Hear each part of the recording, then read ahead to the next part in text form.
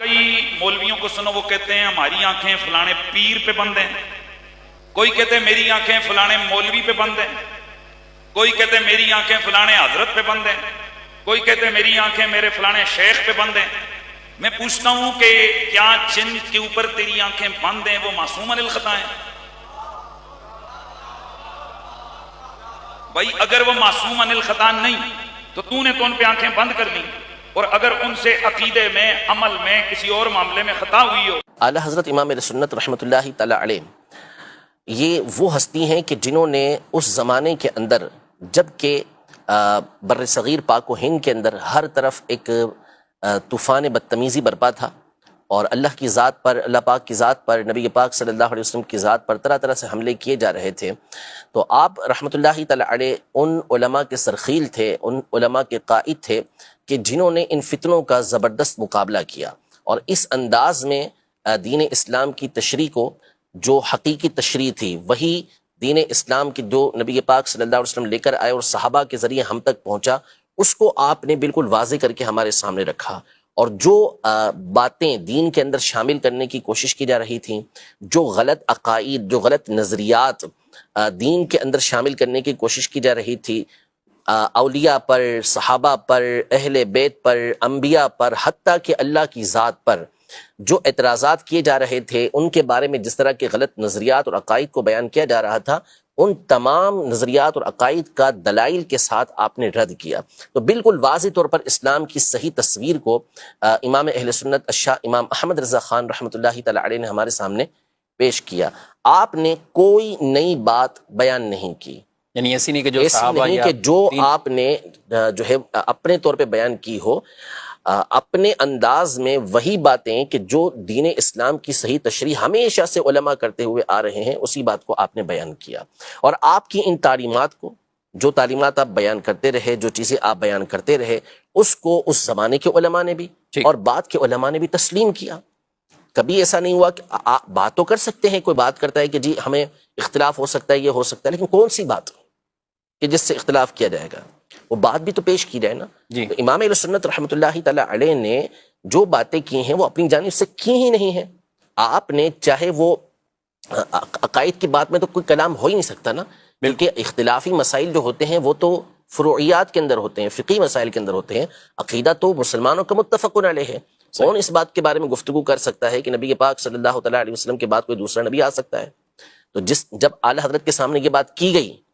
اور اس زمانے کے اندر یہ فتنہ برپا کیا گیا کہ نبی پاک صلی اللہ علیہ وسلم کے بعد کوئی دوسرا نبی آ جائے تو نبی نبوت کے اوپر کوئی فرق نہیں پڑے گا، ختم نبوت پہ کوئی فرق نہیں پڑے گا، آ جاتا ہے، یعنی امکان کی بات کی گئی، تو امام اہل سنت رحمۃ اللہ تعالی علیہ نے اور دوسرے علماء نے دلائل کے دریا بہا دیے، تو اس سے کوئی انکار کر سکتا ہے؟ ہرگز نہیں کر سکتا۔ جو ختم نبوت کے حوالے سے یہ گفتگو بھی کرے کہ نبی پاک صلی اللہ علیہ وسلم کے بعد کسی دوسرے نبی کا آنا ممکن ہے، تو پھر اس صورت میں ظاہر ہے کہ مسلمان متفق ہو کر اس کا رد کریں گے، اس کو کفر قرار دیں گے، تو اس میں کیا اختلاف ہو سکتا ہے؟ یعنی یہاں امکان بھی نہیں ہے، امکان بھی نہیں۔ اسی طرح اللہ پاک کے لیے جھوٹ کو ماننا، اللہ پاک کی طرف جھوٹ کی نسبت کرنا، تو اب اگر کسی بھی مسلمان کے سامنے یہ بات کی جائے گی تو اس کا رد ہی کرے گا نا، اس کا جواب ہی دے گا، تو اس میں کس کا اختلاف ہو سکتا ہے؟ اسی طرح نعوذ باللہ کوئی شیطان اور ملک الموت کے علم کو نبی پاک صلی اللہ علیہ وسلم کے علم سے بڑھ کر بتائے، تو کون سا مسلمان اور خاص طور پہ کون سا عالم ہوگا جو اس کو کفر قرار نہیں دے گا؟ اس کو کفر ہی قرار دے گا۔ اسی طرح کوئی نبی پاک صلی اللہ علیہ وسلم کے علم غیب کے حوالے سے توہین والی بات کرے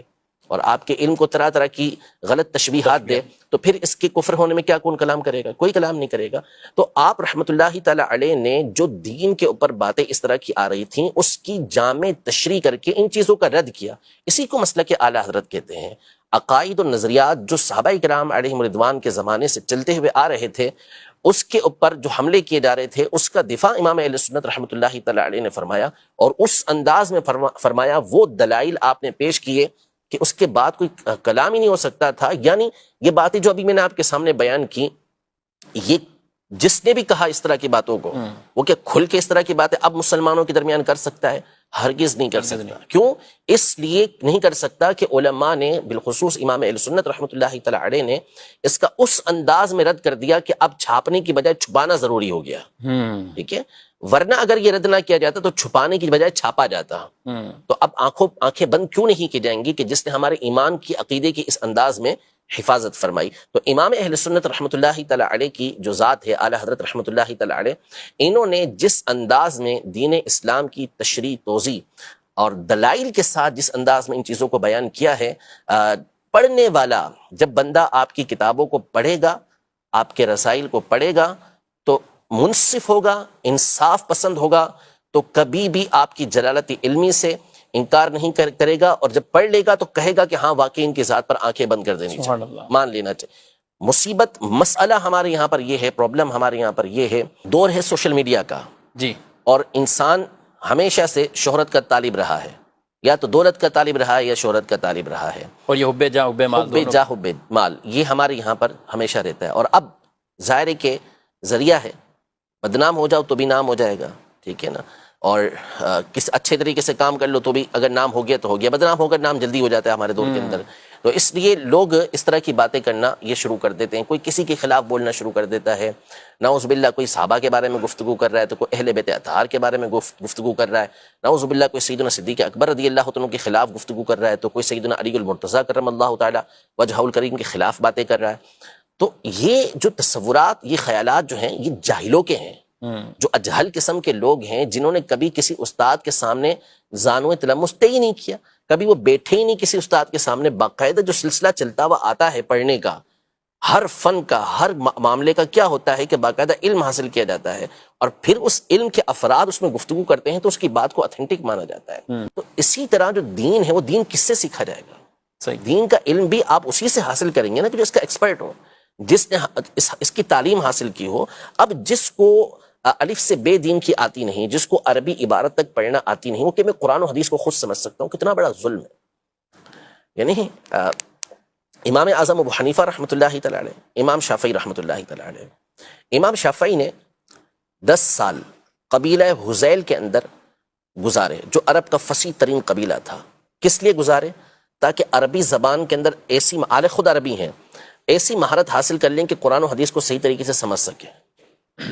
جو اس کے معانی اور مفاہیم اس کو صحیح طریقے سے سمجھ سکیں. پھر اس کے بعد ان کی خداداد ذہانت اپنی جگہ پر، اور علم دین کے لیے الگ تگ و دو اپنی جگہ پر. اب کوئی شخص آتا ہے جس نے کبھی پڑھا ہی نہیں ہے، آ کے وہ کہتا ہے کہ جس طرح میں نے قرآن کو سمجھا اس طرح تو امام شافعی بھی نہیں سمجھا. پھر کیسے کہیں گے اس بات کو، کیسے تسلیم کریں گے آپ کے بات؟